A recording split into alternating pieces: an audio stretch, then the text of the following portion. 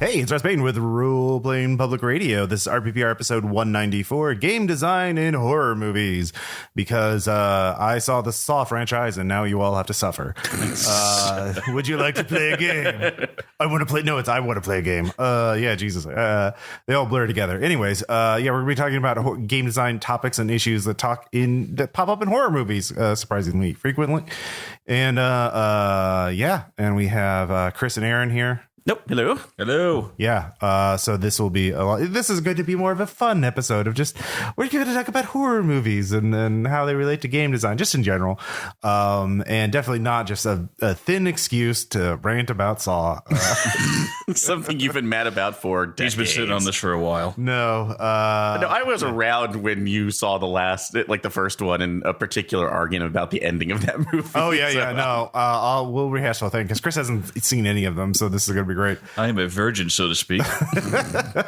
But before we get into that, a bit of news. If you're a member of the RPPR Patreon, and if you aren't, you should join because it's really cool. Lots of cool bonus podcasts and content. We're going to be doing a horror movie marathon on October the 30th. So we're going to be watching a lot of cool videos and stuff. What are we watching? Well, it's a mystery. But yeah, it'll be exclusively on the RPPR Patreon Discord, 3 p.m. Central to 9 p.m. or so.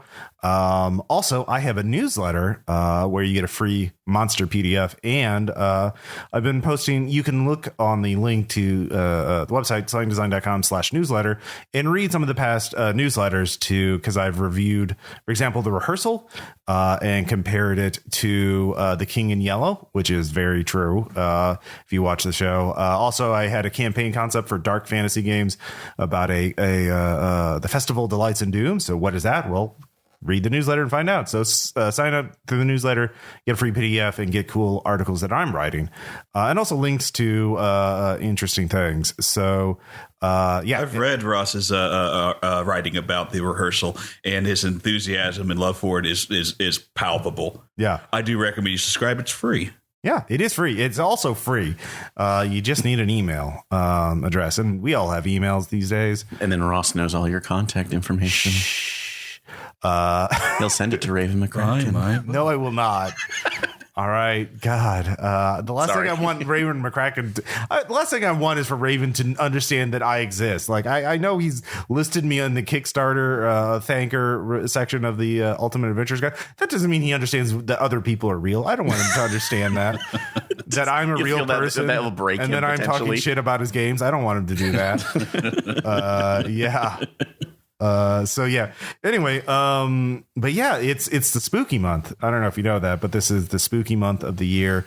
We of course, Maddie is Australian, so I've been showing them all about, the spooky month. Look, people put skeletons up in their front yards and stuff, and like, why? But yeah, Maddie is a fan of the Saw franchise and watches them all every year, which I'd seen most of them.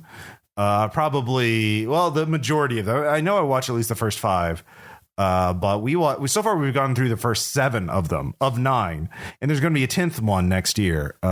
Wait, what? Yeah, Saw X, baby, October 2023. It's all cyclical. It is never going to end. So this is X is in actually 10. Yeah. Not Mega Man X. They went Saw 1 through 6. I'm so excited. Saw 1 through 6, then Saw 3D. Ooh. And that was 2010. Then 2017, they came up with Jigsaw, which I've not yet seen. Then in 2019, they had Spiral, which is the one with Chris Rock and Sam Jackson.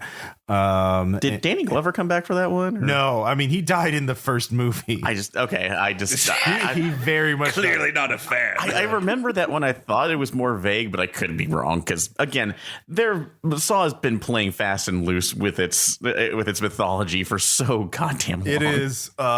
Yes, the Saw franchise is an attempt to a very stylish and interesting first movie, and then attempting to back shovel in as much shit because they set up their main villain to be a terminal cancer patient, and they're like, shit, that's kind of a problem if we're not a supernatural thing or a sci-fi thing. If he's just a guy and he has terminal cancer, there's only so many movies we can make with him in it, with that character in it. Can we? That's a funny thing because Maddie and I were discussing that the other night, and they stated, they realized this guy is the the linchpin of their movie. It's like, fuck, how do we keep him in there? Yeah, the flashback is a very important technique in the Saw franchise. But game design stuff comes up in it all the time because obviously he's like, I want to play a game. Make your choice, live or die. The whole thing in Saw is that Jigsaw kidnaps people, puts them in a deadly trap of some kind because he thinks they aren't worthy of living and thinks that if they survive the trap, they'll appreciate life more. But obviously these traps mostly kill their people. And the few people that do survive almost inevitably become apprentices to Jigsaw, helping them kidnap more people and put them in deadly traps. Because it's the only way they can keep explaining why people are winding up in deadly traps, which is the whole point of the series. But some of the traps are fair. Some of them are unfair. Like you cannot win them at all. So it's so like the first movie is, there's a bit of prisoner's dilemma. There's two people locked up in a room and they have to one of them is told this other guy has to die before 6 p.m. or your family's going to die. And but he's a moral dilemma. But for me, just watch and the traps only get more elaborate from there as they're both handcuffed to or leg cuffed to a pipe in the wall. And then they have hacksaws, but they can't cut through the chains, but hacksaws can cut through flesh. So and the rusty pipe that was behind them. Well, but never mind that. They could do that, but they don't. The fucking guy from The Princess Bride. Carrie Ewell. So fucking cuts his foot off and goes off to get help at the very end of the movie, leaving the other guy trapped in there, and of course he dies. But it's just, as a game designer, I just see these as like these could be so better constructed. Like there's just so many like.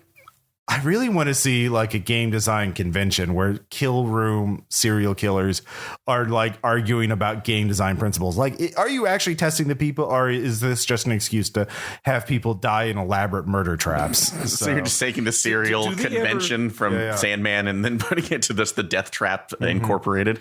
Do they ever like okay, so you say like he decides his victims, which means he has some sort of surveillance over these people. So did they ever discuss how he chooses the people? In the third movie, I think one of the movies, I think it's the third. One of the detectives that's investigating him turns out to be a secret apprentice.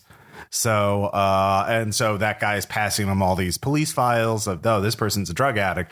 They clearly don't deserve their life. And so let's put a bear trap on their head and force them to cut someone open to get the key. Like that's one of the easy ones, is just to, you got to get the key, which is in a guy. And you think he's dead, although he's just been sedated.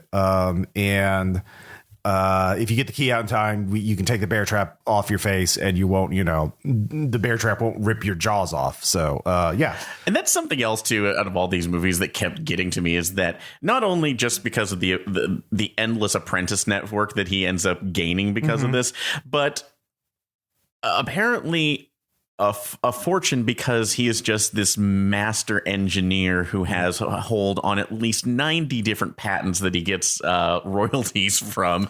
He has access to an infinite amount of abandoned buildings. There's a lot of abandoned warehouses. Exactly. Or old houses or anything else. Just like he took over that neighborhood in Detroit that we saw from Barbarian. And he just manages to, it just has everything. For a guy who has a terminal cancer diagnosis, God knows he has rigged half of the city up just to be this giant arcade death maze. Yeah, I mean, that's the thing is, like, as a game designer, do you actually design what is a fair death trap versus an unfair death trap? And again, the other thing is you can actually make a fun game about the logistics of Jigsaw because especially in the other movies, he kidnaps multiple people and puts them in the same death trap or similar death traps. And like he kidnaps some people and uses them as pawns to give a death trap, a moral dilemma, a trolley style. You choose one person or the other. One person will die, one person will live. You get to pick who. And like by Saw 3D, we count up the number of people Jigsaw had to kidnap and keep sedated. It was 15 people. So like think about the logistics of kidnapping 15 people, having them all be sedated and then tied up in very specific rooms, so that they wake up at very specific times. and just also predicting like the very first thing in Saw 3D is like this guy is in a murder trap and with another guy, and only one of them can live, and it's a hold your breath contest basically.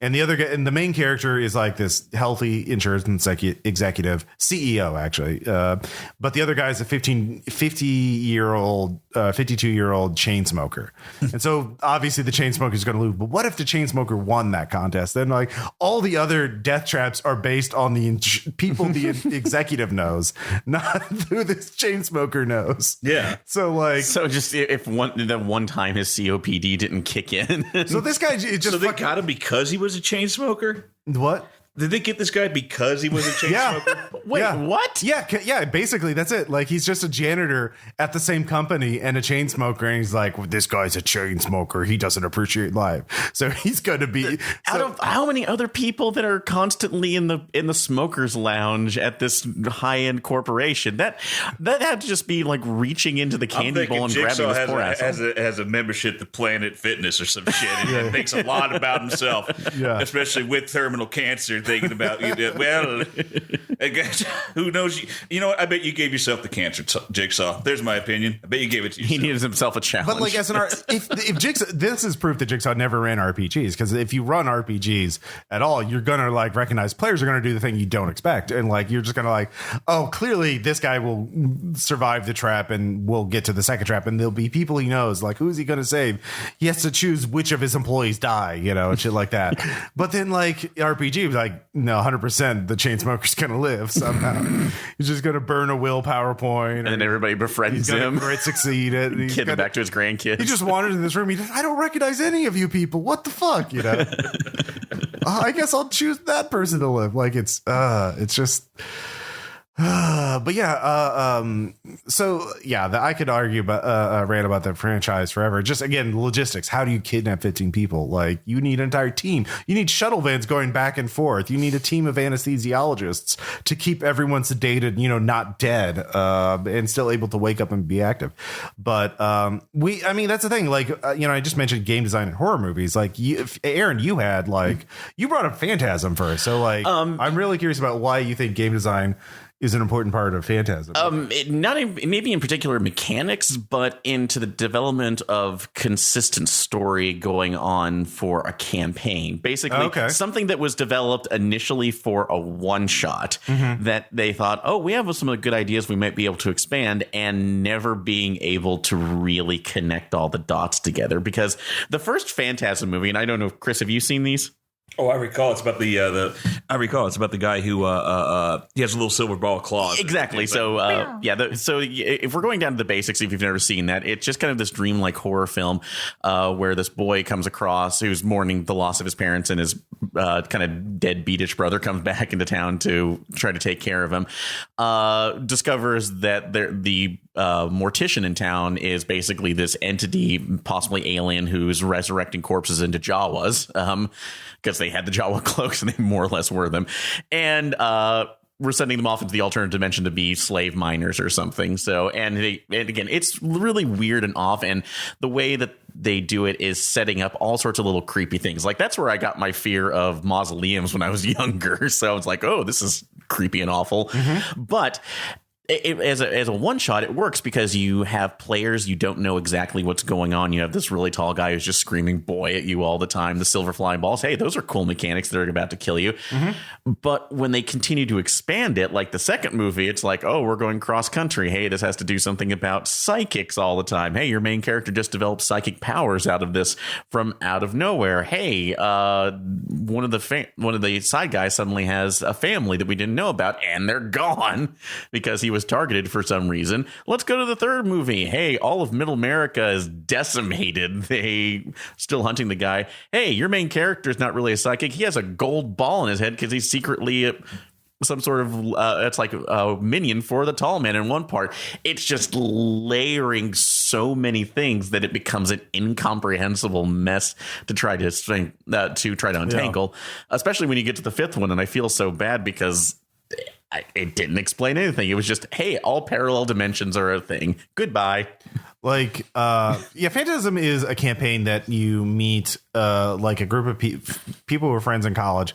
They meet like every year, every 2 years. And like, that's their campaign. This is like the biannual, like, let's do another Phantasm game. Yeah. And it's all misremembered, half remembered, because there's such long pauses between all of them. Oh God. I've been through those too. But like the silver ball in Phantasm. So we've all seen that, like, at least the little, like, that's a good, like, balanced, like, kind of monster or enemy for a game, because like it's deadly, but like you know what it does and you know what it can't do and you know how to survive it. Like it's pretty obvious, like don't get hit, like get a door between you and the thing, you know? Or and like I said, and because it's variable, it can just develop any other kind of weaponry that you want onto it. Yeah, you can modify the knives, drills, or even for, again, a neither storytelling, if you insist on doing the campaign for it, you have the good guy ball that kind of floats around and you might be able to bring up as a character. See, that's, again, with our experience, the NPC that everybody will come around. It's like, hey, this one's not quite attacking us. Let's make it our friend. Yeah. So, but yeah, Chris, what kind of horror? When I talk about game design horror movies, what movie comes to your mind first? Absolutely. You know, I've been thinking about this and I think it's very true. Yeah. I think Young Sherlock Holmes is such a tabletop game. Okay. From head to snout.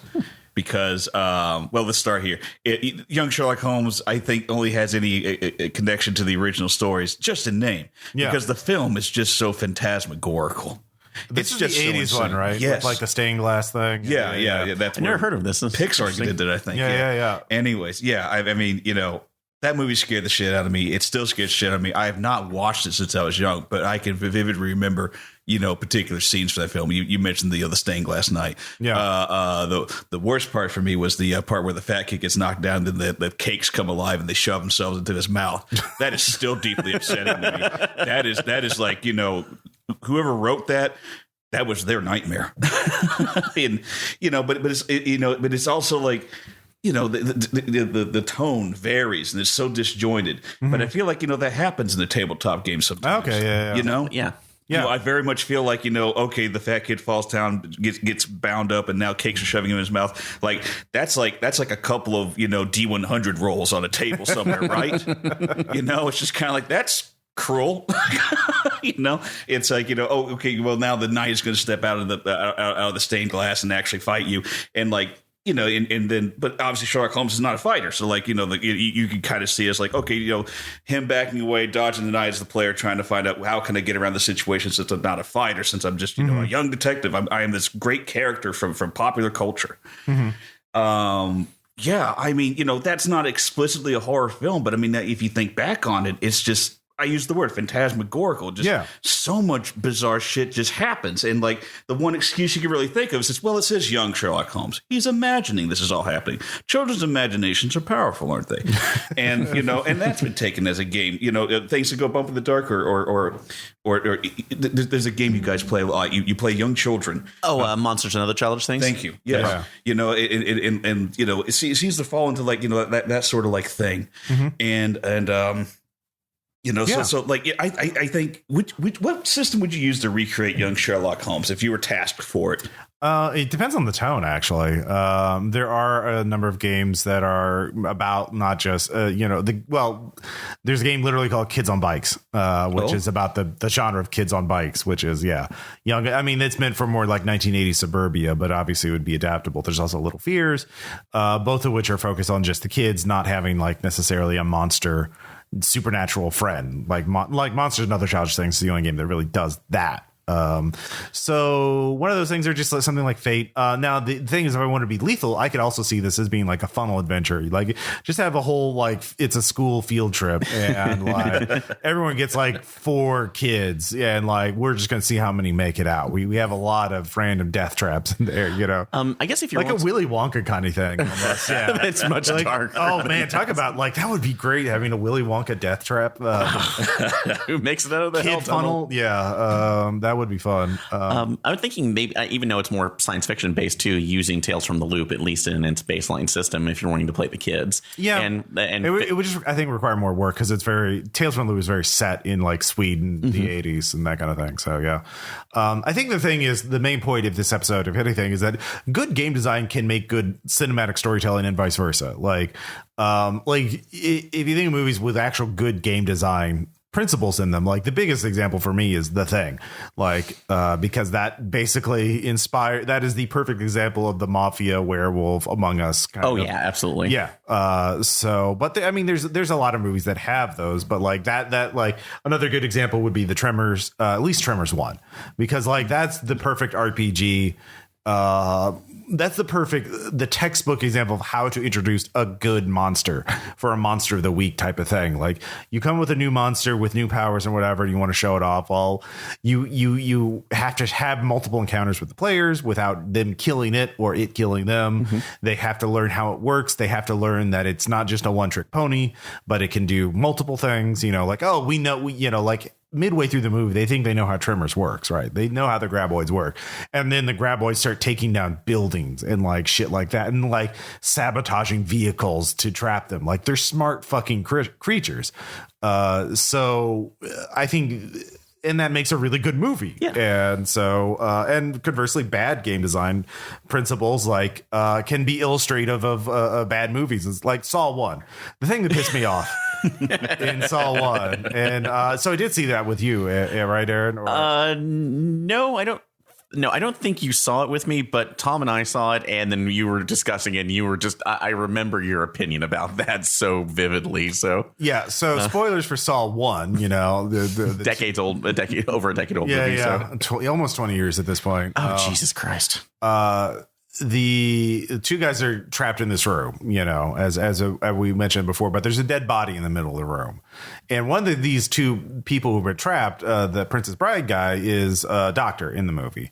And dead guy's been there and they bright lights. They can see him. They can see everything clearly. And they've been there for hours. And at the end of the movie, the dead guy stands up and he was Jigsaw. And it's like, that pissed me off because it's like, there's a doctor right there. You can't. Okay. One, if you drugged yourself to look like you're dead, I guess maybe, but like that would be for a doctor observing you the entire time. That would be like, the other thing though would be, like if you're drugged, then you're not going to get up at the dramatic time. You're drugged. You're just going to wake up and kind of like, like you're not like, you don't just snap out of that perfectly. And two, if you're not drugged, then you're like going to fucking breathe or move or twitch. Like you can't be like, just piss me off. So it is like, the whole point of the Saw thing is like, it's an escape room, right? Like it's about the logic and like figuring out what they want and outwitting them and that kind of shit. And then like, they just like, nah, fuck you. You were tricked all along. You didn't have a chance all along. Ha ha ha ha ha. Like it's just. So how are you able to break the suspension of suspension of belief for a Saw film versus like, well, I don't know, a horror film that you unilaterally enjoy? Like, yeah. I mean, it's because it's consistent within itself. Like The Thing is consistent. They established the rules very early on, and they in fact create a lot of ambiguity. But that's kind of the point. Like they don't give you enough information to like people have tried to make timelines and like this character got infected when and this, but like the movie doesn't. There's time elapses between cuts, so you don't know what happens. And there's only a lot of supposition, even at the very end, which, again, spoilers for The Thing. But when it's McCready and Childs at the very end, people have been they have been agonizing over. It's like, is McCready breathing any fog? Does Childs have like a weird glint in his eyes or something? And of course, we'll never tell. And John Carpenter is keeping his mouth shut as per his prerogative on there. But yeah, no, you're right that has a lot of elements. Although in defense of Saw, just because I do understand where you're coming on the inconsistencies on that. I mean, there's other bullshit things in that. Even the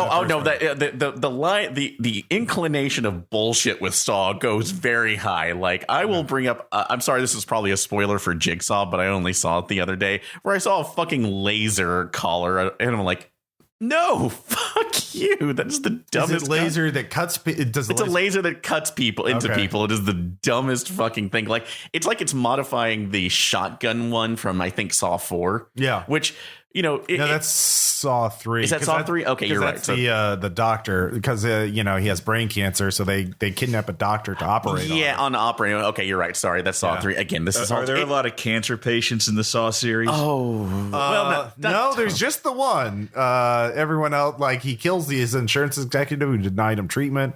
I dig that. That's okay. Yeah, that's Saw 3D, I think, or Saw 6. Yeah, but kind of at least building into, like you're talking about suspension of disbelief here with that, you're right. I assume with whatever drug he's taking that his body would react like you're coming out of if you're coming out of unconsciousness and you would just breathe in at that moment too, probably. But at least maybe not noticing them. They're in, a darkened room, only one person who's actively around, panicking in that moment. So, and then concerned about the fact that they're hearing all this disparate information. So for me, at least, that feels like that could help with ignoring the body in the moment and not really. But they were in there for hours.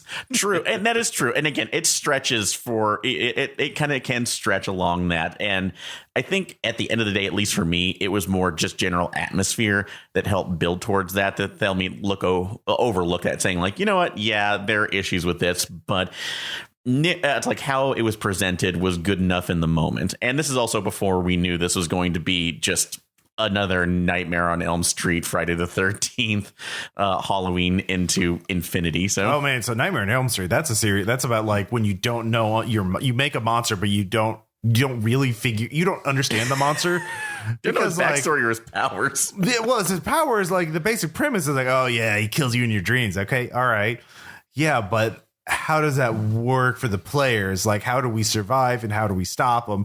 And that obviously varies every fucking movie, right? They have to bullshit a new thing every single movie because it's not like Jason that you just got to fucking do enough damage to the guy. You just got to like eventually he'll go down, but he'll go down, or you like throw him in the lake again, like that wrap him in chains, throw him in the lake, something like that. He's a physical thing, but like Freddy, like, oh, we gotta bring him into the real world, then we can fight him, or we gotta like find his bones and bury them on hollow ground, or we gotta find these dream monsters and banish them, the things that give him power. You gotta send his dead mom after him. Exactly. That's the illustration for that. It's like, know how your fucking monster works and know how the players like survive it. That's when you go too far away. When you establish a cosmology, it's got to be consistent, at least to the players. Also, apparently Wes Craven existed between realities as an omniscient writer of everything. So, well, sure. Yeah. If nothing else, by Wes Craven's New Nightmare. Yeah. So, which, God, that movie did not hold up. God, I watched the remake of Nightmare on Elm Street, the 2010 one, last night, and like, God, such a dreary movie. It's just like. Like, and also time though, yeah. That was they were remaking all the fucking things. They remade Halloween. They remade that was 2010 when that came? It was around that time, like late 2000s, early 2010s. Okay. Hey, the electric kettle. I forgot to unplug that. Anyways. I only say that just because it's Tron Legacy and when it came out in 2010, and obviously they were making all kinds of. But that was a good thing. So okay. Oh, that's scary movie. It can be. Yeah. I'm trapped in the computer at this nightclub. Oh no, it's loud and I want to go to bed. Is that the new Drake song?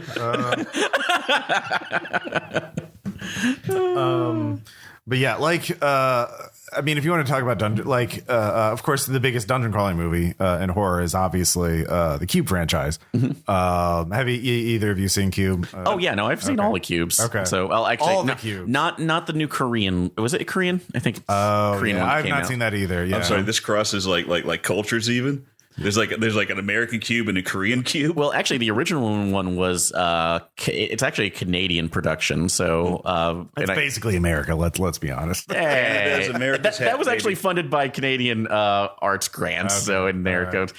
But no, actually, I really loved the original Cube one. But that's kind of talking about Phantasm, where you have a baseline idea, which is really good for essentially a one shot, and then you have it's like you want to increase that, but then all the rules are becoming inconsistent, not only for the story, but just how the function of the cube is and what it does. Like the second one, dealing with hypercubes and tessor forms, like, okay, that you want to deal with like fourth dimensional objects, that could be fun.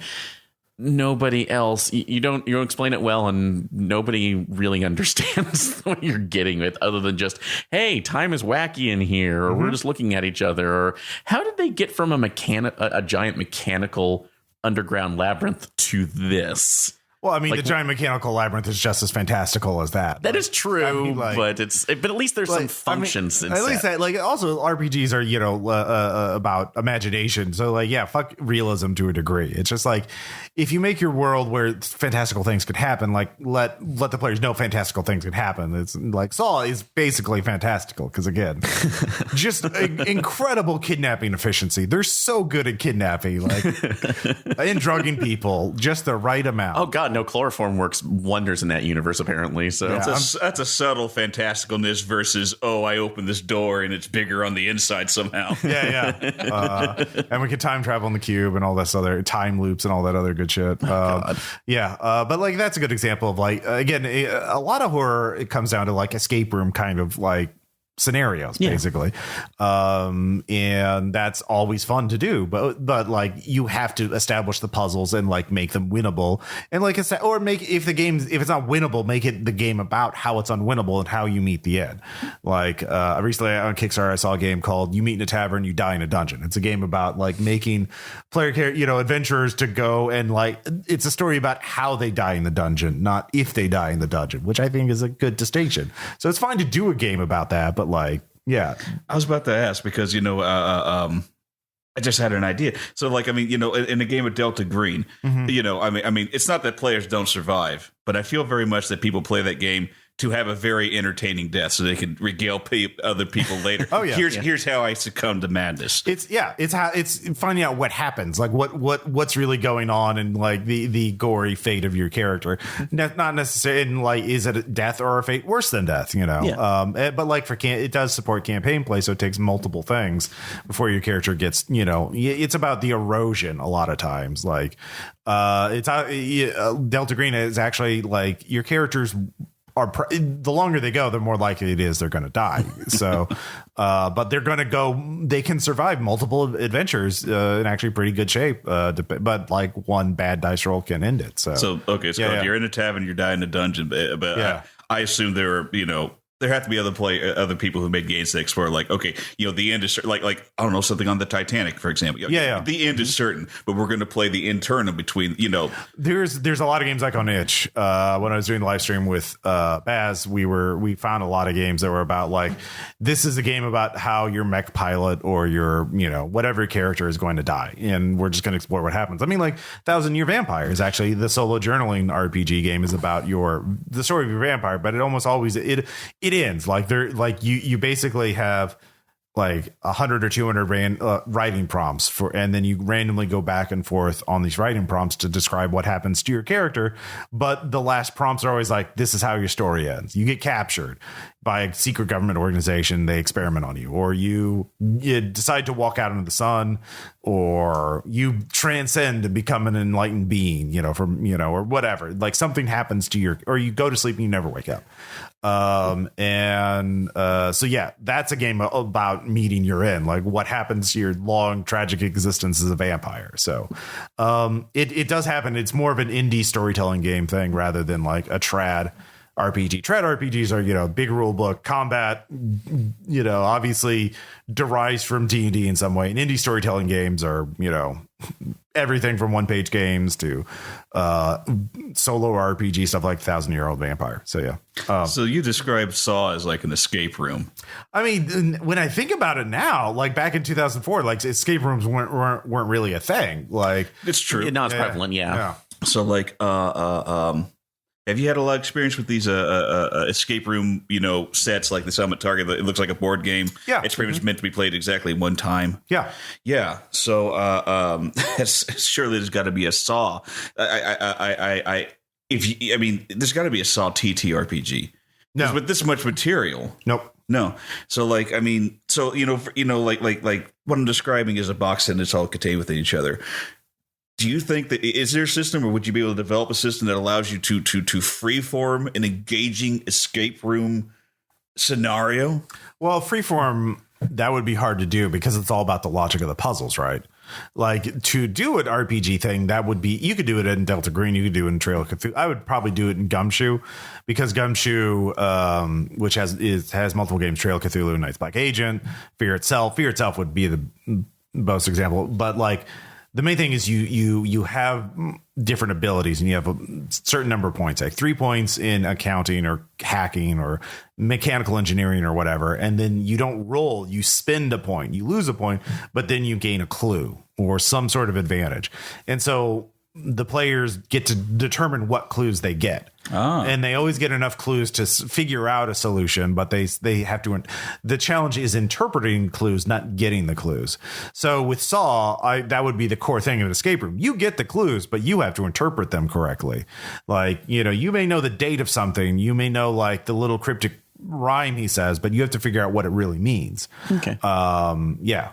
And again, in a game like that particularly, could there be also a mechanic that specifically also rewards cooperation over conflict? Because going back to Saw, that's in one instance, they give so many puzzles where if you actually had ended up working together or caring about the other person, you would have made it through just fine. Yeah. Or just weird contextual things like, I'll bring up Saw 2. One of the traps in there was there's a key through a box, and the whole gimmick was that you could, it's essentially a one-way entrance. You can get your hand in there, but once you have the key, if you pull back on it, it starts cutting into your wrist. The simplest solution would be just to go to somebody and saying like, hey, I can't do this. And they can put your hands in there to space it out, and then you can just get out free. Yeah. But again, everybody in that entire movie was just out to get each other constantly. I mean, the cooperation thing, that's more of a scenario design thing, right? Like designing traps like that, and other opportunities where like in the original Saw movie, the characters are trapped at opposite ends of the room. They have to throw each other things. They can't like reach like certain like one guy has a thing like key or something. He has to throw it, or the other guy gets a tape player. They have to throw tapes back and forth and shit like that. And so like that's kind of the deal with the Saw movies, or that's how you do that. Like not I mean in Gumshoe you could do like, spend a point to give a player a bonus or something like that. Okay. But like I would structure it like that. So that's how you do Saw. But like we often in RPGs though, they're not really escape room puzzle. Like there are puzzles, but like most of my players like Baz, they're like, I'm not going to solve the puzzle. Fuck you for even putting the puzzle in here. Hi, Baz. Yeah. Like it's about interaction, stuff like that. So like again, one of my big inspirations for everything I do in RPGs is Clive Barker, because Clive Barker was like, famously, I made Hellraiser because I wanted a monster who could talk and explain why he was doing what he was doing, and they could have a conversation with the person he was trying to kill or torture. And like, because Jason doesn't. I mean, Freddy talks, but he's just it's going from like he's just screaming bitch at people, or just being incredibly goofy and mugging constantly by the end. Which I'm glad you brought up there, because I was about to say, speaking of puzzle boxes, the lament configuration in Hellraiser. In game design, I mean, it describes the puzzle box, but everyone can. It's pretty easy to solve, it seems. Like everyone fucking figures that shit out. Well, and it's kind of interesting. I mean, I don't know if we want to do spoilers for the new Hellraiser or not. No, I haven't seen it yet. Okay. Yeah. All I'll say is that I've seen it. I actually do like it.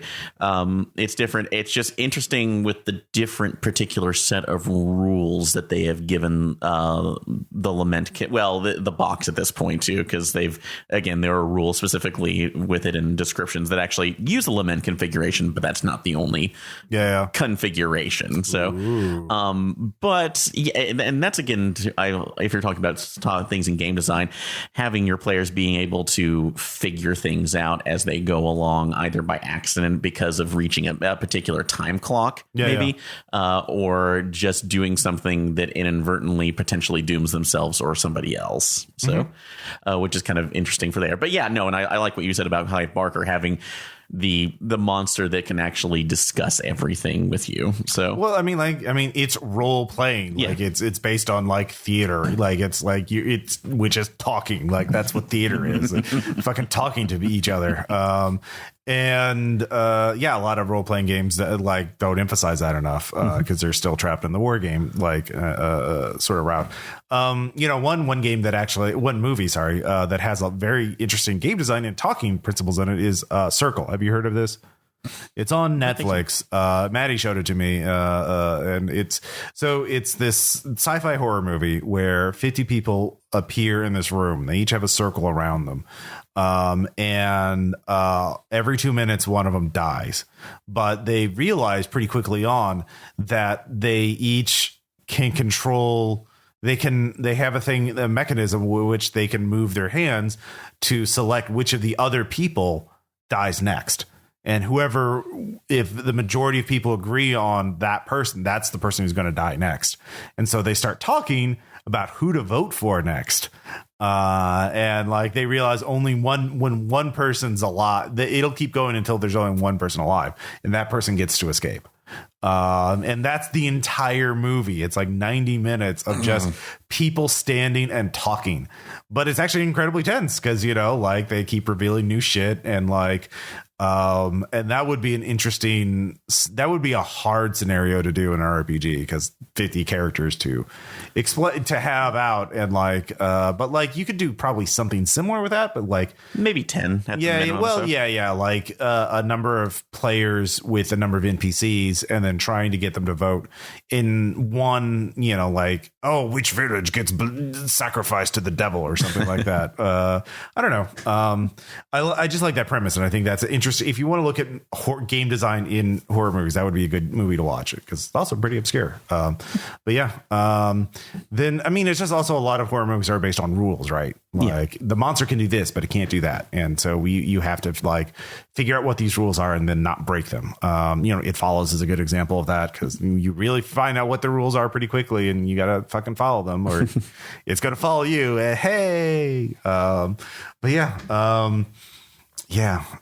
When we were watching Saw, we did like come up with an idea of like doing a campaign based on the actual what really happens with Saw, because it's a whole like it's like hundreds of people have to work to do this, because it's not like one terminal cancer patient, one detective, and one ex junkie like kidnapping 15 people. And like actually by that time, by Saw 6 or 7, it's just the detective. One detective did not kidnap 15 people, drug them, set them up in an abandoned zoo, and like set up like 5 death traps before the first person woke up too soon. Like it was a whole department. There were multiple departments of people. It was like a whole fucking like 300 people had to do that. They had to have people to support those people. They'd have craft services. They had to have a fucking medic like on set, because like like the Q&A department has a high injury rate because they're the ones not like stepping in the traps. They got it tested. They get their fingers cut, snapped at and fingers broken. You said eventually the source of the evil, or the source of Jigsaw, or you said there's supernatural elements. I mean, it's technically realistic, but like there's so many coincidences and like and behind the scenes shit. It has to be supernatural, like or unless there's just like maybe it's one of the weird extensions of the Cabin in the Woods crew that just it's like, hey, we found this one guy. It's going to keep Chizuka away. It's like under the ground at least for another 5 years. Let's support him. Also, it's like we have another ritual that will keep his brain alive so he can still make tapes for us. But, that's another thing. They keep like long after Jigsaw dead, there's like, I want to play a game. Like they keep using his fucking voice. Although no, they actually have a whole point of like decoding the voice to find out what the real voice is, and that's how some people find out it's the Detective Hoffman, who's a secret apprentice. And then of course Detective Hoffman's in the room when they figure this out, so he just murders everyone who was there, sets the building on fire. If nothing else, I am appreciative of the fact that it has given that one actor God knows how much money and residuals just for who played Jigsaw. Tobin Bell. So I've actually seen him in a lot of other things. He's a really good actor, but if nothing else, I feel good that he could just sit in his pajamas and go like, oh, it's time to get to work. I want to play a game. Yeah. It's like, good for him.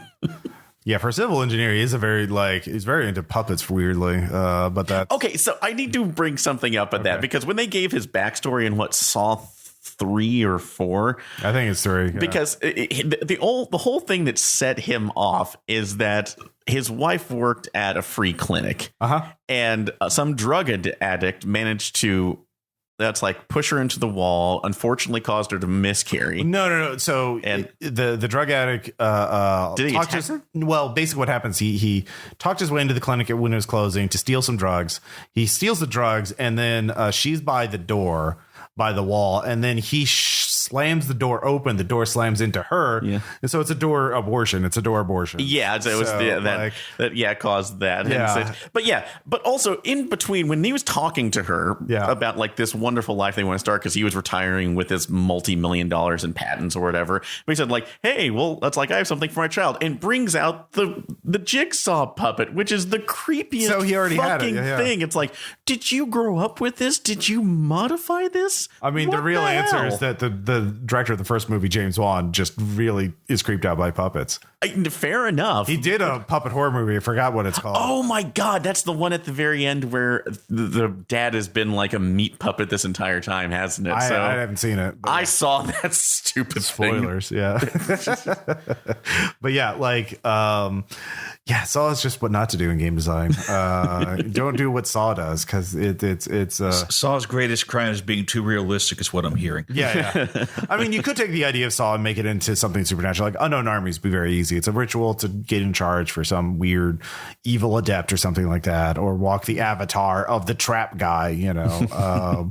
Like that's a simple route, is to make it supernatural. But like, it's just, again, just the logistics of 15 people being kidnapped, no one finding out, no one detecting it, and they all stay drugged for the exact right amount of time, if nothing else. Not to mention the logistics of building all these traps involve steam pipes and bear traps and like mechatronics, like fucking things like, oh, we're gonna make a furnace that like folds it, like it's a platform, but then it folds up into a furnace. Like, I mean, just again, you're right. The logistics behind all of this, and I mean, the greatest thing is also people in the Saw franchise forget how to use tools or use problem solving, because that's true. They like in Saw 5. Okay, so like there's another cooperative trap where like they start with 5 people and they have to go through a series of rooms, and each room one of them gets murdered because the others decide it's easier to do that. But then they get to the last room and they realize, oh, if all of us were alive, the last trap is like you need to get 10 pints of blood in this jar before the timer runs out or the room's going to blow up. And if everybody was alive, they would just be able to. Yeah, you can survive with 5 pints. So 2 people can each contribute 5 pints and live. But the thing is, when they look in this room, the door to the previous room is still open. So they could just, and like there's a corpse of the previous person in there. So like they before they close the door to start the timer and start the trap so they can like escape, they like, oh, I bet we need to put blood in that. Like you can grab that corpse of that, you know, dead lady and just drag her in there. That's like, you can just squeeze a lot of blood out of a corpse. She was electrocuted. She's not even bleeding. Like you could. But he needs a certain blood type. Consider this. Maybe they both had the same blood type, which is why they can get away with it. No, it senses AB. It's just a glass mason Is that jar. any less stupid than the rest of what you described? The thing is, these people like shove their hands into table saws. Like they don't know, like just putting like a little pinky and trying to squeeze it. They're just like, they really fucking go for it. Like the willingness for people in the Saw universe to self-harm is amazing. Oh my God. I think if you wake up in the Saw death trap, it's already a long day and you just can't give a shit anymore. You know, I do want to see what looks like split my arm. Yeah, God. I mean, even in the first movie, like, dude, it like wakes up in a barbed wire trap. He really goes for it.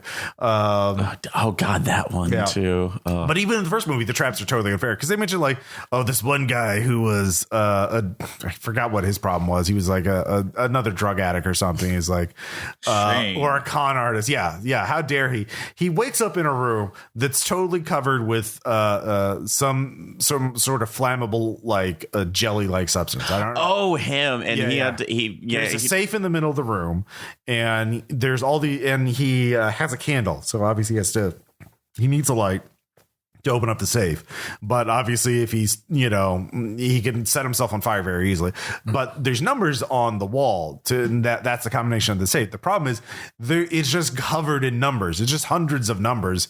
So it's like, there's literally no possible way for him to figure out which numbers are the combination of the exactly. There's no other clues. That's like, wait, it's like, was this just a mathematician that we kidnapped who had a really bad heroin problem? Like you don't know. How is he going to get this? Yeah, but even if like, is that a 28 or is that a 2 and then an 8? Like it's. I remember too, because that was the whole thing of the candle where you could just barely see it, or the numbers were not scratched in a way where you could even. There was no other clue. There's no other indication of which were the real numbers. So basically, you're fucked. Like it's just, and obviously the candle ignites the flammable stuff and he burns to death and it's very horrible. But like, Jesus fucking Christ, it's amazing. So yeah, the like, what were the other movies I wanted to? I guess the only other one I haven't mentioned yet. Well, there's 2 more. One would be Wishmaster.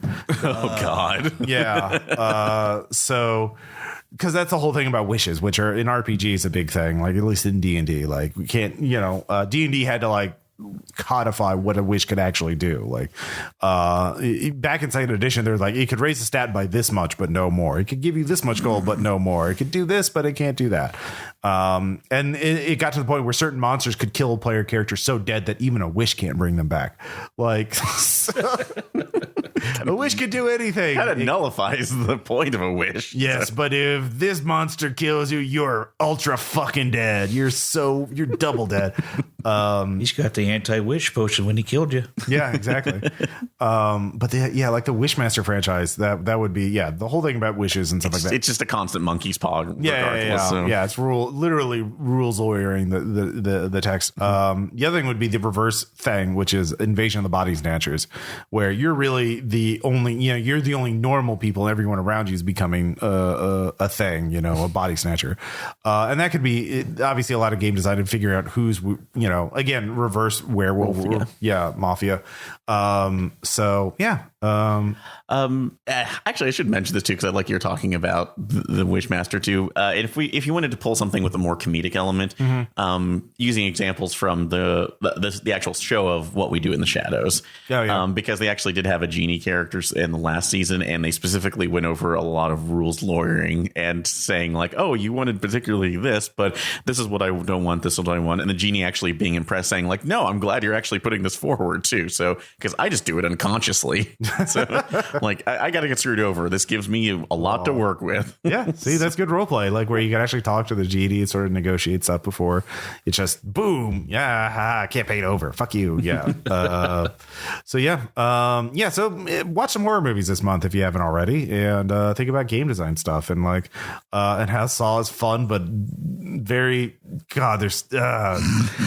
I mean, there's worse horror movies out there, but I think they're right. Fun. Like I had fun watching them all. Yeah. It's just like, completely illogical. I do want to do the game where we're all playing people working for the Saw department and we're all just like building traps. There's office politics and it's just like a scam to get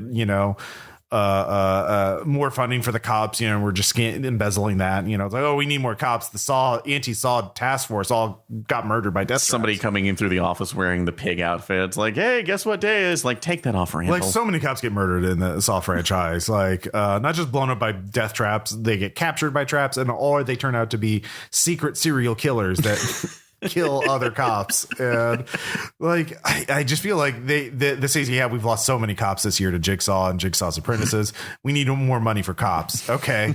Sure. And then they just funnel that to the Saw department to build more death traps so they can get more funding. So new employee orientation, new puppet in the house. Jigsaw starts getting self-conscious. Oh yeah, starts trying to do irrational welcome things. To your first day. Do you want to play a game? Oh my god, like do a focus group and like we need a replacement puzzle. Jigsaw is getting a little like dated. What about these puppet designs? Which scares you more? That's we get the Poochie version of Jigsaw. Well, Jigsaw's dead for a long time. Don't worry, we got enough recordings of his voice. We have an AI to like synthesize things. Oh my god, Poochie Saw. Poochie Saw. Poochie Saw had to return to his own home planet. God, that'd be fun. Anyway, so we'll be back in a moment with some shout outs.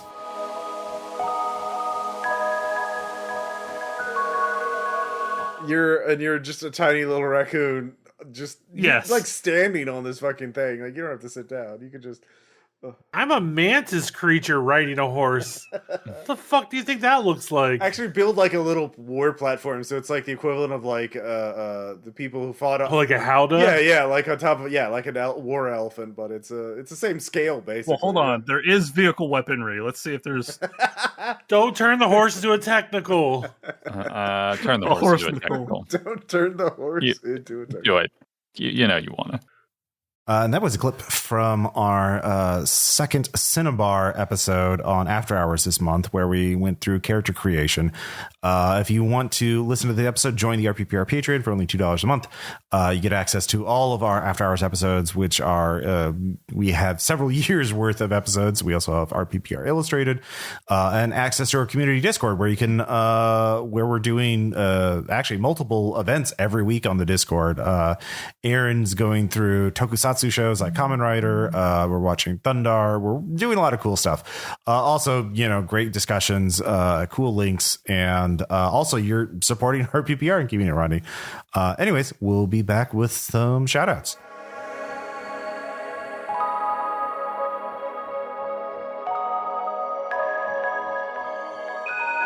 And we're back with shout outs because they're cool. I guess. Maybe, I guess. Yeah. You know who you're talking to. You know who's here. Yeah. My first shout out is actually going to be a horror movie I just watched on Shudder, which is actually a really cool streaming service because it's cheap and they find a lot of really cool, weird, and obscure horror movies. So if you're a horror fan, it's actually a good deal. But the one I watched last night is called Salome. I'm probably mispronouncing it. It is a African horror movie. It is set in Senegal. The director is Congolese, and so it's like in French, but obviously subtitled. But it's about a group of mercenaries who were fleeing from a coup. They're actually hired by this drug cartel leader to escort him to safety. But their plane runs out of fuel, and they have to land in this very remote area in Senegal. And then it's a very spooky area where very, bad things are happening. And it's very stylish, very interesting characters. I great music, great look, very well acted. I highly enjoyed it. So it's a look into. It's a look into a world that, like a depiction of the supernatural that I'm not familiar with, like the folklore and the talking about their spirits and like the stuff is like, oh, this is all new to me. Like this is great. So it's very cool stuff. Chris, you had a shout out for something spooky too. I know you've been playing a spooky game a little bit. A little bit. Yeah. Hi, listeners. I'm Christopher Farmer. So recently, an adventure game was released called Scorn, you can call it the first person walking simulator if you want to, if you're 20 years old. But so Scorn is notable because it borrows heavily from the work of several Central European artists such as H.R. Giger and Mobius, and leans very heavily into the biomechanical aesthetic. And atmosphere is the ruler that casts the overall tone of this. I appreciate how quiet it is. I appreciate the somberness. I'm certain that when you get into it, that the volume gets up a little bit, maybe perhaps. The closest game I can compare it to is perhaps Myst. Insofar as you're in a strange world, nothing's particularly explained to you. You kind of just have to wander around and poke at stuff until you make those connections and figure out exactly what it is the game wants you to do. And those games are very popular. A lot of people love them. Great, not for me. I mean, the adventure aesthetic right now, just rub two items together, is kind of very specific. That's weird because, I remember from the gameplay previews or the stuff they've been showing for years now about the game, it made it more like an FPS where you're just blowing up enemies with weird biomechanical organic guns and shit. I didn't make it that far, but people who I talk with on Twitter, they got to it. And you know, at the risk of poisoning the well, they weren't impressed with the combat either. You know, I don't want what I'm saying here to, you know, don't play Scourge. I'm not saying that. Yeah. It's on Game Pass, which is $10 a month on PC. So if you have that, I'm going to install it because I have it. I just haven't. I will. But yeah, I plan to play it. But probably give more. You should play it for me so I can read about it later and get everything I would get out of it anyway. Yeah. Okay. Aaron. My shout out is not specifically horror based, but more fantastical. A movie that came out a couple months ago called 3,000 Years of Longing. So it has stars Idris Elba and Tilda Swinton. Tilda Swinton's a kind of a writer about lore and mythology who ends up encountering this genie that Idris Elba plays, and it is more of kind of like a play, essentially, where they're talking back and forth at each other too, like mildly waiting for Godot, if that makes any sense. But the genie talks about his background and story, which is separated into basically these 3 vignettes about everything that kind of connects the relationship between these two. I had a good friend who was invited me out because I remember seeing a trailer for it. Thank you. Yeah. But it's like, oh, this is kind of cool, but didn't really give it any thought to, because admittedly it also looked like more just of a full-on romance movie. It's like, all right, I'm usually not about it in there, but it actually was very well told, in my opinion, just with the richness of all the characters and these mystical and magical backgrounds of all what the genie, Idris Elba's character, was talking about, and just the play and interaction between him and Tilda Swinton. It's like, I'm really drawn in. It to me, it came off like one of the one-shots from Sandman, where they were just giving kind of weird allegorical tales where Dream might have been just in the background somewhere, or it's telling you from another perspective. So I honestly highly recommend it. It's actually a well-paced movie. It just kind of moves at its own pace and does a really good job. So highly recommended. Very cool. Very cool. So my next shout out is actually another horror thing. Forgive Me, Father. Which is a Lovecraftian first-person shooter where you play as either a detective or a priest, and it does it's actually like a 2.5D, because like you can jump, but like every character is like a flat sprite, like in Duke Nukem or Doom, but it's got like a very like kind of like an almost Darkest Dungeon style art style to it, so pretty well illustrated. But yeah, you just go around murdering hordes of cultists with a Tommy gun. It's set in the 20s, but like it gets very fantastical, and you have to, murder these people and just keep on looking for your lost missing cousin or someone. I don't even remember, because it's like you're just murdering hordes and hordes of people. It's got the old school kind of FPS, like lots of secret areas. It does have a skill tree system, but you can reset it to change like what upgrades your weapons have and shit like that. So you can, and you also get a number of abilities that have cooldowns, like a berserk one, an air wave attack that hits every enemy around you, and time slowdown ability. As you progress, at least as I played as a journalist, the priest has different abilities, so there's some variability in that too. It's a fun horde shooter. Well, not old school FPS kind of thing. So not quite Serious Sam, but yeah, I mean there's a lot of fucking enemies, and very basic gameplay, like find the red key to open the blue door and that kind of shit. But like it's fun, and there's a lot of cool ideas in it, but it's also. So if you like those kind of games, if you like Blood and Doom and Duke Nukem style FPSs, it's fun. But I just wish people doing Lovecraftian games would set it in some time other than the 1920s. Like Tommy guns are very cool. Don't get me terribly wrong. Badass. I'm sorry, you can't beat it. Yeah, you can't beat it. But like, you can have Tommy guns in the present day. You can just have Tommy guns.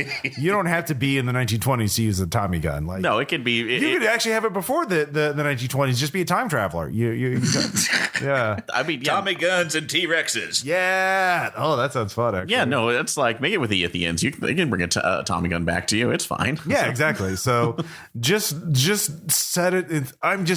It's like World War II to me at this point. Like 1920s, I'm just like, it's not an automatic. I'm not going to do it, but it's just so overdone. It's anything I see that's 1920s horror is an automatic points off. See, I'm glad you mentioned that, because it's one of the things I talked about with Jason briefly. It's like when we see a World War I movie come up or something, it's like, holy crap, let's go for it. Oh yeah. So like All Quiet on the Western Front has been remade for Netflix, and it's going to be very lavish production. But I mean, that makes sense, like, because there's war in Ukraine. Like that's 100% why that movie's made, is because it's going to be commentary on that.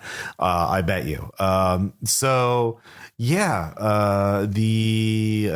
so that's my second shout out, Chris. I know you've been playing some retro video games. What's on the list? Shining the Holy Ark. Thank you so much. Okay, yeah. I was we do notes before we like plan these episodes, actually. So Shining the Holy Ark. So hi. So Shining the Holy Ark is an old game for the Sega Saturn. Saturn was a mid-90s console, one of the first 3D ones. Anyways, this was a console I'd wanted back when I was in high school. I knew about the game. I read about it. I never really got my hands on the Sega Saturn until after I'd graduated. We are now here in the far-flung future where I have a ridiculous graphics card, and the GPU can just make any emulator run. So the puzzle of getting the Sega Saturn to be emulated has more or less been obliterated at this point. In the early 2000s, and from there, the Sega Saturn being emulated was like a huge puzzle. You only had like a couple of proprietary emulators where you had to like pay someone $30 to get a key for their emulator, or you were just SOL. So, basically now I have this GPU. The emulators are great. I'm going through all my old Sega Saturn games I wanted to play. One of them was called Shining the Holy Ark, which is part of a series called Shining Force. The Shining series is still being made today. If you see a game published by Sega and has the word Shining in it, it is part of the Shining series.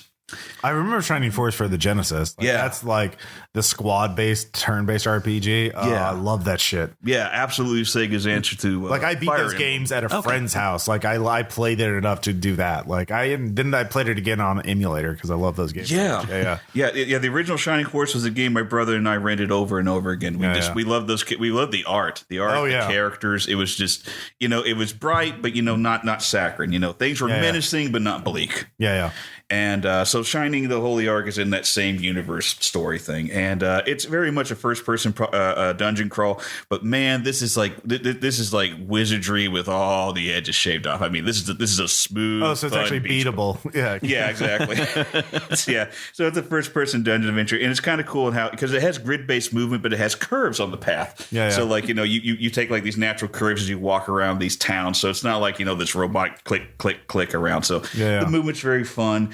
Here's what I like most about the game. I'm going to take video of it because I'm going to talk about it later in one of my videos. You can examine pretty much every object in the environment, but you will only know if it's an examinable object if you press the C button and it automatically brings up a dialog window. If it brings up a command window, you can't search it. But you can search trees and rocks and stuff, and you're looking for treasure. And sometimes you do find treasure, but every once in a while it's randomized. You get a little vignette to play. Like I'm in this cave in this tunnel in the forest, and it's full of boulders, and I'm examining the boulders. And every once in a while it'll play like this little animation of a hedgehog jumping out. And it plays like giraffe. It's like Hada! It's trying to. It's like a jump scare kind of. Not really, but it's like, and then this hedgehog scurries away. And you're like, didn't expect that. How much experience are you worth, you little bastard? That motherfucker. And everyone is so practical in the game. It's like we're not talking about thousands of years of empires and kings and shit like that. It's very much sit in the moment. You have your basic raiding party. We just need to get this done. Yeah, I mean, you're trapped in the town with these mercenaries that are trying to kill you, but the town elder's like, I'm not going to have anyone kill anybody. Don't do this shit in my town. So like there's this sort of like tense thing, and it's just very grounded for an anime fantasy. Yeah, that's what I really like about it. Okay. Yeah, no, that sounds cool. I'll probably check it out too if I can get it on an emulator. Yeah. Aaron. Let's see. I do have my second one, which is a bit out there. I only say it's Halloween based because they had Halloween episodes in the original series, but the new Quantum Leap. So I feel I had to talk about this only just because when I was growing up, I love time travel stories. It is just, as messy as they can get. It was. There's a time travel RPG. Do you want to read about it? Do you want to try and run it for us? Oh my goodness! Don't bring up Continuum again. Please. Oh. You know my answer to that already. I already tried that. And I already tried that. Moving on, though. Yeah. The original Quantum Leap is a big favorite of mine. I watch it with my mom a lot up till the end, which if you haven't seen that, spoilers, the main character never made it home and we could all throw our remotes at the TV at that time. But they decided to go ahead and make it's a continuation. It's really not a soft reboot of anything. They brought in a new character, Dr. Ben Song. And they brought a mysterious reason. Instead of, being Sam Beckett, hey, I just want to test my cool shit out and leap back and, oh, fuck, what did I just do? They are putting a bit of a mystery box element to it, which I was very nervous when I first saw this because I was like, oh, God, is this just going to be the entire J.J. Abrams portion of it again? But in the short time, they've made a lot of connections back to the original series. They are doing a lot more drama with the actual Quantum Leap team back, which I thought could possibly detract from it because one of the charms of the original series is that it essentially was a period piece for adventure, drama, or whatever, comedy or whatever, which really made it interesting and unique for its time. You felt trapped with Dr. Sam. You did, yeah. You felt trapped with him. That's why the series was so cool. Yeah, and then you only had Al as the link. If you didn't watch the original series, he was basically a hologram of his friend who could follow him around and had a hand link one, which I will buy one of these days when I love that thing so much. I do. It is just it's pure late 80s, early 90s aesthetic. I don't give a shit.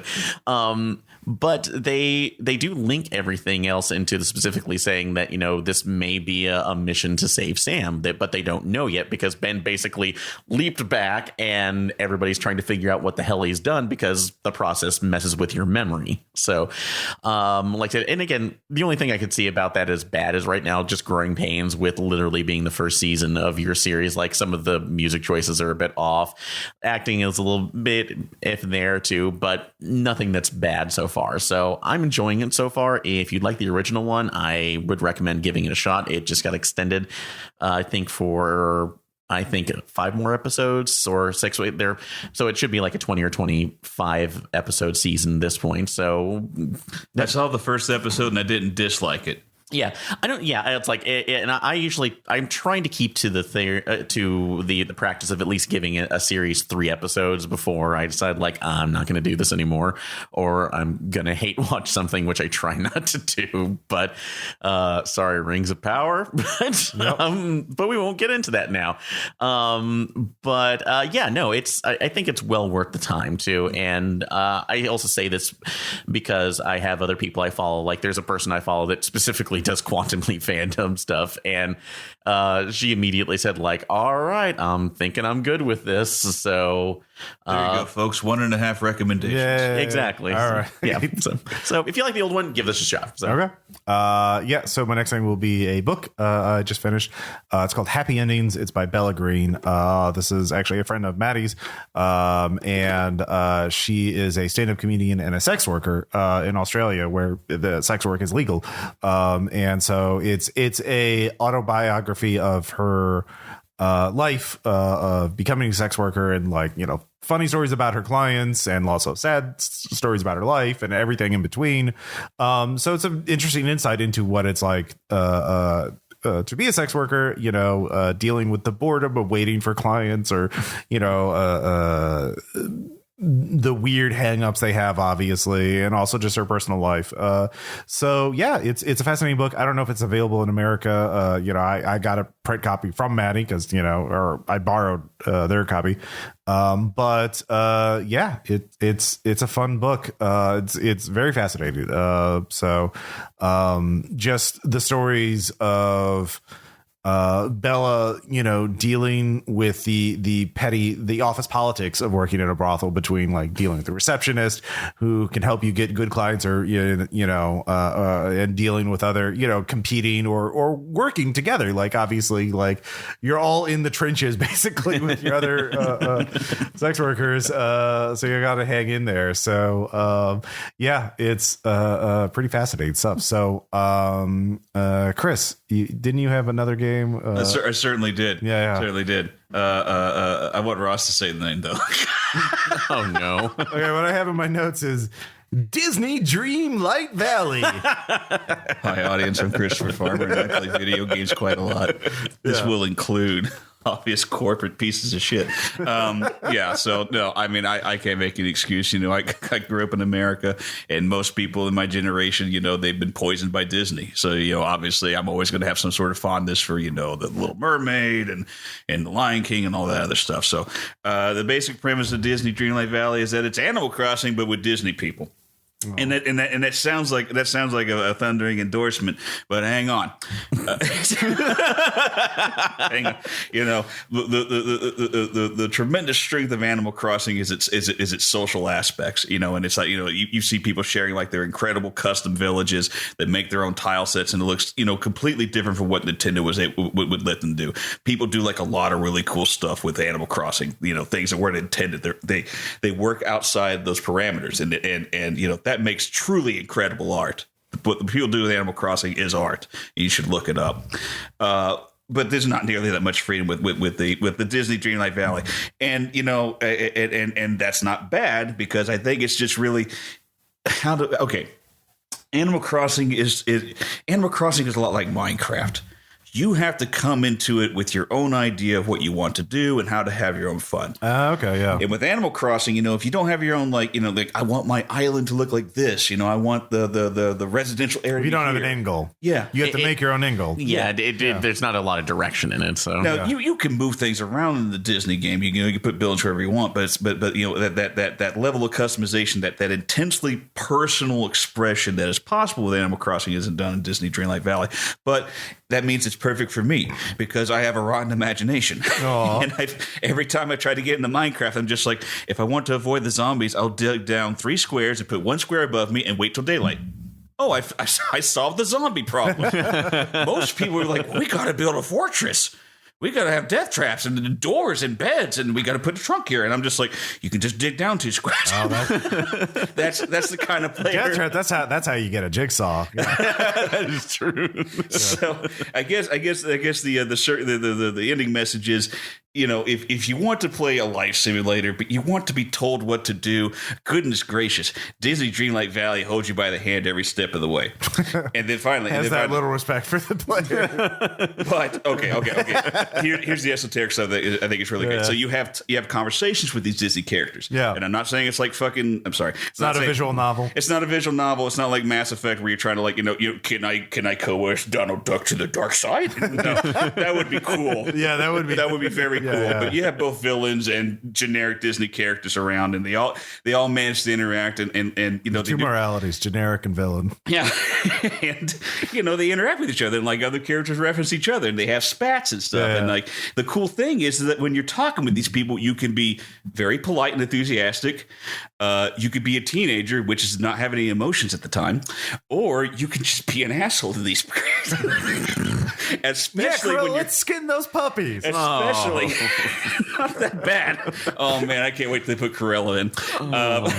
But it's like Scar the lion would come by, and like he always talks down about everybody, and you have to make like a magic potion to improve your shovel. I don't know what that's about, but it's like and Scar tells you will need lion's claws in order to make this potion, and one of the options is, where do I find this? Normal question. Yeah. 2 is, are you sure something else can't work because you want to doubt him? And then the 3rd is like, okay, give me your claws. Give me your claws right now. Let's do this. And then, I chose the asshole option. And Scar's like, oh, I'm laughing. And I'm hearing in Jeremy Irons' voice. Yeah. And it's like, that's just one instance of like, for me, it's fun because, it adds like these human meta elements to it. It's not like you're not trapped in the Disney World, you're visiting it. And of course, things about other characters that they know. So, that's the other thing I like about it. And, give it a shot. It's on Game Pass. It's free. Thank you.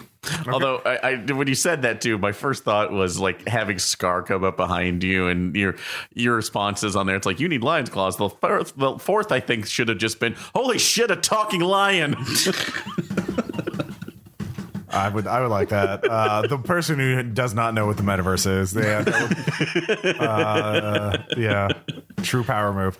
Final shout out would be an album, a drum and bass album. I am a fan of drum and bass. I don't talk about it on Night Clerk Radio, my music review podcast, because it's not really haunted. It's just drums really fast and it's fun. Anyways, there is an album called Floodlight D&B Aid for Pakistan. So it is a 7.5 hour compilation, like 93 tracks. It's utterly ridiculous, but the money that is being raised for it is all going to Flood Aid for Pakistan. So it's like $10 on Bandcamp. So $7 to a good cause, and you get like a 7.5 hours of drum and bass music, good drum and bass music. So one of my a DJ I've been listening to a lot lately, Alpha Rhythm, who's on YouTube, contributed to it. So it's just good music and a good cause. So that's it. That's all there is to it. But anyway, don't forget we have a horror marathon on October 30th on the RPPR Discord. If you're a patron,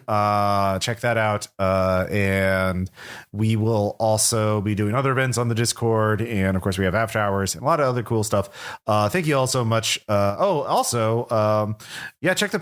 Patreon, because I just added RSS feeds, figured out how to do RSS feeds for particular campaigns. So if you want to listen to No Evil or Tribes of Tokyo or any of our other older campaigns, on patreon.com/RPPR, you can find a post that links to RSS feeds that you can feed into any podcasting app that'll get you just that campaign. Because the thing about RSS feeds is they're limited to 500 entries. And I just checked, there's like 770 episodes on RPPR Actual Play. I've been doing this for a hot fucking minute and it will never end. And so a lot of our older campaigns are no longer available in the main RSS feed. So this will get you just those campaigns. So if you want to listen to the new one, like Heart, the Descending Derelictus, which, Aaron was in, that is, you can just get those, for example. But anyways, that's on there. Everyone can access that post. But I should have mentioned that earlier, but this is your reward for listening to the whole episode. Before we go, Chris, anything you want to shout out or plug for yourself? Sorry. Yeah, this is the third time I get to do this. He's very nice to me. Yeah. Hi, internet. My name is Christopher Farmer, and I've taken on the alias Operation Kill the Pac-Man. I've hidden my blog, but I have a video. That's on YouTube. If you want to find it, search for my channel. It's the acronym OKTPM. It's about Namco. It's about Namco, the game company, and the Namco Museum series, which they had in the mid-90s. And they were all digital museums, and it's not something that I had seen replicated, or no one's really tried to replicate that since then. So I talk about it for 20 minutes and make the argument that we should do more of it, and try it. You'll like it. Yeah. And you're going to be doing more videos, and we're talking about doing a podcast about video games. So we'll have more info when we get that stuff ready. So yeah, the next video is going to be about Fear of the Water. Yeah. Fear of the Water. And Aaron. Oh, hey. So this is Aaron, longstanding member of Role Playing Public Radio. So you can reach me at Aaron Carson on Twitter. And for things, as Ross mentioned before, I am doing a weekly Tokusatsu based stream for the Discord. So if you're paying for that, you can come in and watch that. We have a lot of stuff that exists in the it's like the wonderful translated areas that we can get our hands on, so for it. So if you want to watch, we show a lot of fun, weird stuff there. And also I do Twitch. I am on Twitch at Railery Podcast Streaming. We do a lot of games, and Ross has been on several of those right now with different multiple things. I'm not sure, and I've dragged Chris into this as well. Currently, we're going through a playthrough of the game Digimon Cyber Sleuth, which is RPG/visual novel elements. So you can find all of the VODs on there right now, which we'll hopefully be collecting soon. But we even have other games that we'll be planning, but Wednesday nights every week. So 6 p.m. All right. And thank you all for listening, and we'll talk to you later. All right. Bye.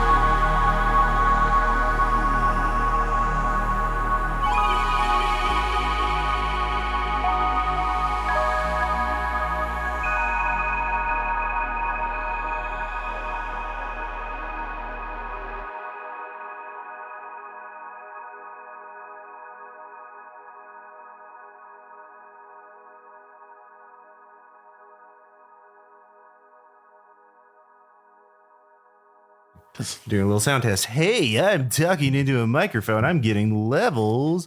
Can you hear me? We can. All right. Do you want to talk, Aaron? Testing 1 2 3. Testing. Probably need to be a closer and louder. But I can do that. Yep. Because I'm told I get loud and my voice projects every once in a while. Yeah. As you get more excited. All right, Chris, you can talk too. Hi, this is Chris Farmer speaking. It's me. I'm the guy, Chris. Yeah, there we go. See? Excellent. That's how microphones work. Yes. All right.